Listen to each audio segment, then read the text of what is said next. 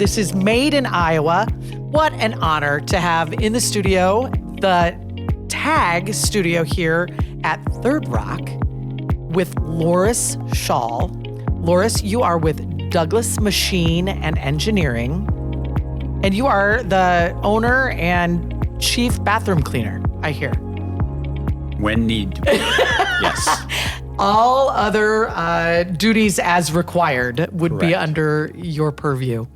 Talk about Douglas Machine and Engineering and what you produce. Yes, Douglas Machine and Engineering is a company that makes fixturing for weld fixtures, assembly fixtures. We work with automation as well. We work a lot with other companies to produce automated machines. We also make one-of-a-kind equipment. And this past year, we started a CNC machine for higher production products, as well as we do paint. And you do a lot with a smaller team. You've got 27 employees. Correct. 2 facilities. Where are your facilities? In Davenport, and the other one's in Port Byron, Illinois. And Port Byron, you've had not too terribly long, correct? Correct. I've got a paint shop out there that we started about 3 years ago, and then this past year we started the production CNC. And you have only been at Douglas since 2017. Correct. What did you do before that? Well, before that, I was a sales manager for a company called Premier Tooling up in Peosta, Iowa. So more automotive type stampings, those type of things. So I was their sales manager up there for 4 years. And prior to that, I was a sales manager at a company called Intolerance Manufacturing in Cedar Rapids for 14 years. Oh, wow. So your background is in sales. Correct. And in 2017, what gave you the idea that you wanted to come to Douglas? Well, interesting that you say that. I got a phone call on a Sunday by a gentleman named Mike Moran, and he was looking for someone to be the general manager of the company, of Douglas Machine. And he called me and said, "Hey, I heard you're a good guy. You want to interview?" I'm like, "Why not?"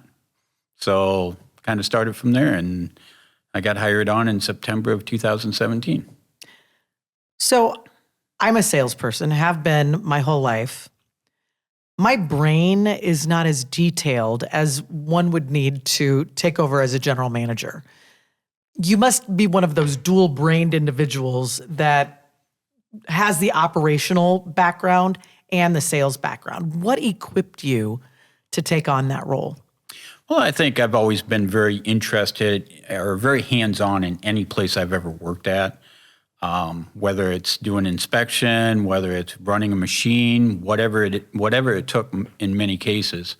Also having my farm background kind of helped me out as well. So, and my background for college was accounting.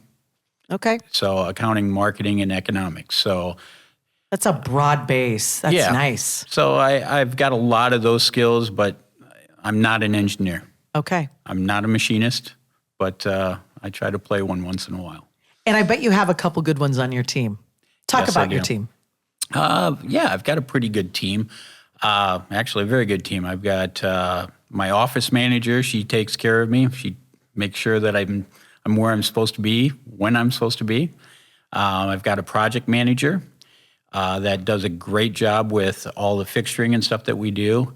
I am looking for a general manager as well as a quality engineer. I've got a very good purchasing and quality manager.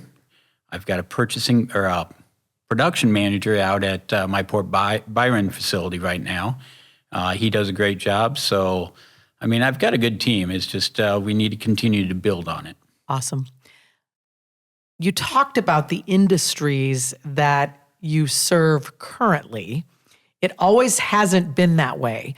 When you came into the operation in 2017, how many industries were you serving? Very, very few. It was mostly all ag. So whether it was John Deere or Case IH, we did some Caterpillar work too back then. But that was the majority of the business. Was I don't back know then. if anyone has told you this, but the ag economy isn't what it used to be. Yeah, yeah. I just heard that the other day too. No, I'm just kidding. I bet that scared you a little bit when you came into the operation. Yeah, I think being in sales as long as I have, one of the very first things you want to do is diversify and make sure that you don't have one industry taking up a large portion of your business. And luckily, being in sales and in the industry I've been in for so many years, I was able to bring on board a number of new customers in a very, very short time.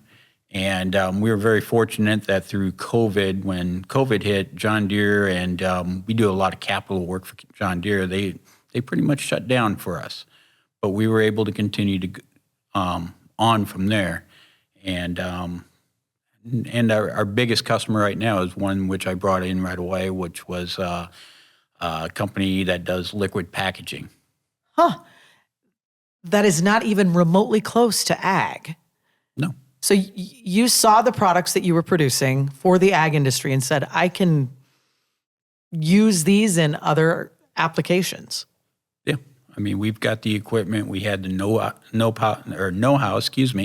how to do all that. And we just tried to find other customers in the area and outside the area to diversify in a very quick manner so that we're not dependent on one particular industry. So let's talk about that diversification. You were 90% dependent on the ag industry when you started. Where are you now? I'm right at about 30% right now. Perfect. And what are the other industries that you're serving? So liquid packaging is one, pharmaceutical is another.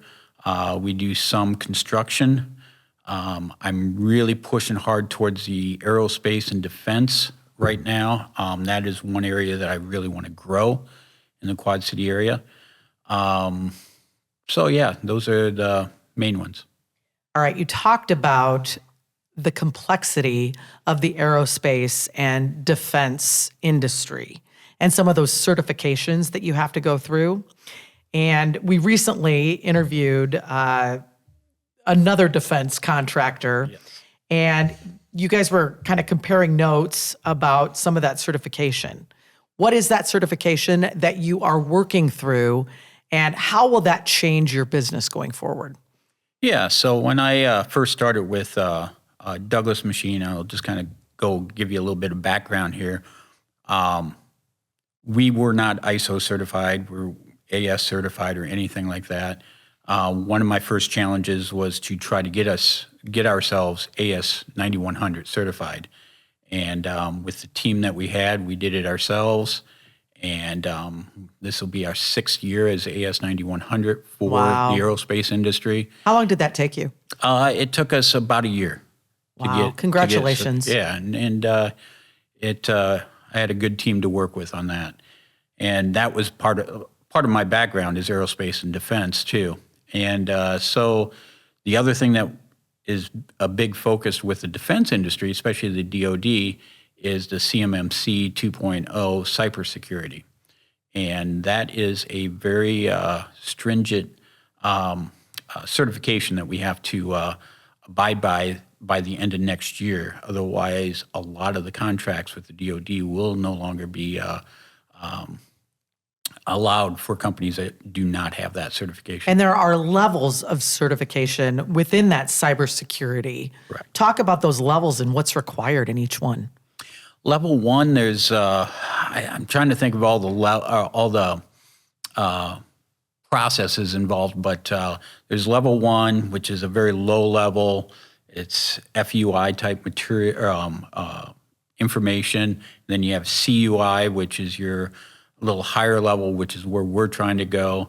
And then level 3 is a very high level of security that a few companies in the area do have. And I would imagine the higher the level, the more sensitive information you can work with and the higher level customers you can get, right? That is correct. Okay.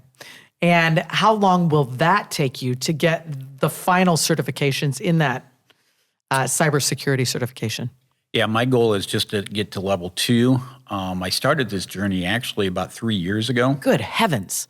and kind of put it in the back burner for a little while, and really took a hard focus on it in January of last year. And my goal is to be at level 3 or level 2, excuse me, by June of next year. And are you walking through that yourself, or there are other members of your team that are helping? I actually have an outside service, IT service, that is managing most of this. Awesome. They're a local company as well. And yeah, for the most part, it's me and them trying to get through this. And Loras, when you own a small company, I do and you do, you rely on others for a lot of those outsourced services. Correct. What are some of those most valuable services that you have discovered, just the different industries that they're helping you with? Yeah, I'd say that IT is all outsourced. And with your CNC machines, that is super critical. Yeah, it is very critical to make sure our computer systems are constantly updated. And then the other thing is the engineering. We used to have engineering in-house for designing. Now we outsource it to a local company that has about 100 and some different engineers. Smart. And the advantage of doing that is the fact that, different qualifications gives us a lot larger area of design that we've never been able to do before. You are doing business with some high-profile names. Eaton Corporation, Crawford Company, Robins Air Force Base. You're doing most of the sales development work. Mm-hmm. What does that look like for you? What percentage of your time is dedicated to sales? Yeah, I guess I look at it more as business development rather than sales, which is a little bit different mindset. Yep. So I do not spend as much time as I should probably on it I get until I get a little bit more on my team. But the sales process is really, I really focus in on certain markets. And when I focus in on certain markets, I will visit, do that whole process, that whole sales process of, identifying who they are, what they need, and see how we can be a benefit to what they need at what time is really the big thing. So many organizations are investing heavily in automation. There's a statistic that 240,000 boomers will be retiring in 2030. Mm-hmm. That is going to leave a huge gap. I think they say in Iowa, that's a 12% gap in our workforce. A lot of companies are looking to automate at least 30 work hours, Yeah. 30% of their work hours per year. How are you identifying those companies that have the resources to automate and the willingness to sort of evolve as an organization? Yeah, I think one of the areas that I really focus in on is companies that can integrate that automation. And many of them have the design team, they just don't have the manufacturing behind them. So we'll be the manufacturing hub behind the people that do the integration in many cases. And that's really a main focus of my business development right now is for that, as well as, like I said, the defense area. Well, and kudos to you for identifying the industries that you have, because they're stable industries that have margin, that can see this looming workforce crisis coming, Correct. that have the resources to expend on that automation. Yes. What frustrates you the most with some of the manufacturers across the United States in their failure to see the opportunities for automation? I think, I guess I can look at it several different ways. I think the biggest thing is you get small companies like mine that have generational ownership. They get set in their ways, they get set in their customers. And, as we all know, industries change and, companies are not as loyal as they used to be to their suppliers. in many cases. so true. And we've seen a number of companies go under in the last couple of years because of that. So what I'm seeing is a lot of small companies that are succeeding are the ones that are diversifying, are doing the niche things, the things that other companies aren't doing. What I always feel that sets us apart a little different than many other small manufacturers is the communication side of things. How do we communicate with our customers? How do we communicate with our suppliers to have that base that we need to survive? Who's the person within the organization that you reach out to initiate a conversation? That is a good question. It depends. It depends. It could be a design engineer. It could be a purchasing manager. It could be the owner of the company. It really depends. You got to do your homework. You got to do your homework. And, people talk about using AI. I use AI a lot to find out how to get into some of these places and who has what. And they talk about AI and some of the negative aspects of AI. But for a company like yours, when you're wearing, last I counted, about 10 different hats, it has to really help in so many different areas just to prioritize. Yeah, and I think just, writing up procedures. I have a closed loop AI system that I utilize. Writing up procedures, even evaluating financials on a month-to-month basis. It'll tell me, it'll give me some ideas, some guidelines. I don't like to say it's gospel by any means, right? But at least it gives me some guidelines where I can, utilize my time much better. So good. Talk about the skill sets required for your team. We've got a lot of students and teachers that listen to this podcast.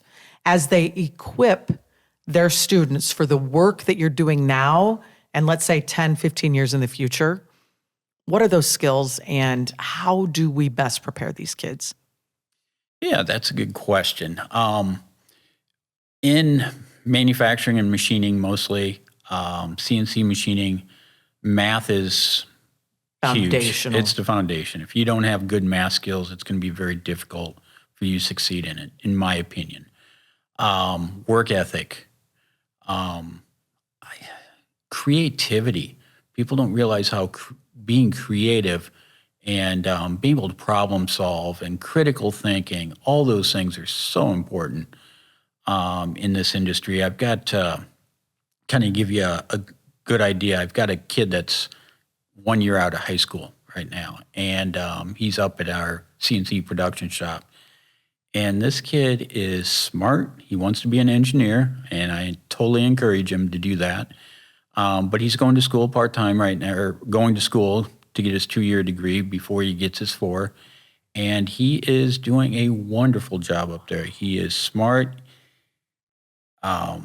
He just doesn't give up. I mean, if he finds a problem, he works his way through it, and it's fun to see. Is he a farm kid? He is not, but he acts like one. Definitely acts like one. Maybe he had some grandparents that had influence on his life or something. He might have. So, I mean, that's a lot of it is just that willingness and, understanding that time is important, We spend a lot of time on this show talking about innovation and failing in innovation.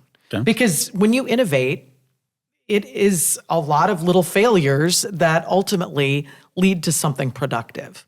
How do you support those failures in your workforce and create a culture of innovation? Yeah, I guess you can look at it as failure or as just one more way it won't work. Right? Right? Because you're a step closer to the way it will work by finding out the one that doesn't. Exactly. That's the thing about what we do is the fact that not everything goes as planned. So documenting what you do, how you did it, to know whether or not that's the correct way of doing things, I guess is the big thing. But innovation is very, you just got to be creative. Got to be creative in what you plan on doing, how you do it, and not be afraid to make mistakes. Make a decision. Right. Too many people are afraid to make a decision as well, and that's not going to get you anywhere. All right, I want you to cast your mind to the future. It's 5 years from now. What does Douglas Machine and Engineering look like in 5 years? In 5 years, that is a great question. My vision for And Douglas, don't say I'm not there because I'm retired. Oh, I'll probably won't ever retire. Who knows? 5 years, I plan on being double in sales in 5 years or more. We'll have 50% of our sales coming from CNC production machining with some automation going on. So we're doing some lights out manufacturing to get competitive. I just see a group of engineers and CNC machinists working together, solving problems, and making a difference. Love it. You said that you have added 9 CNC machines since you've been there. Correct. Is that because of increased volume, or are you just figuring out a different way of doing things? The answer is both. Okay. Both. Yeah, we're constantly, we had a lot of manual equipment, and CNC in some cases can do things a lot faster. Right. You've seen substantial revenue growth with basically the same amount of employees. You've added, I think, 3 employees. Yeah, since 3 or 4 since we've started, yes. How much have revenues increased? It's about doubled. How are you doing that? A lot of that has to do with the type of work that you bring in. The value of the work that you bring in is a big portion of it. But productivity is a big thing too, making sure people are held accountable for what they're supposed to be doing. You get paid to do a job, and you got to be held accountable. So that's a lot of it. But again, the type of work is also a big portion of it. You talked about Mike calling you, asking you to come in as a general manager. You were a general manager for a year, and then the opportunity to purchase the business came about. In a time where the ag economy, which was 90% of your revenue, what crazy person would say, sure, I'll buy this company? Me. What did you see in the company at that time? Well, what I saw was a talented workforce is what I saw. I saw a lot of equipment that wasn't being utilized maybe to its maximum capacity. There's just a lot of little things I saw, and I've always wanted to own a business. I mean, I like to be the boss. And that gave me the opportunity to do that. And Mike was very generous in helping me with the start of the company and when I did.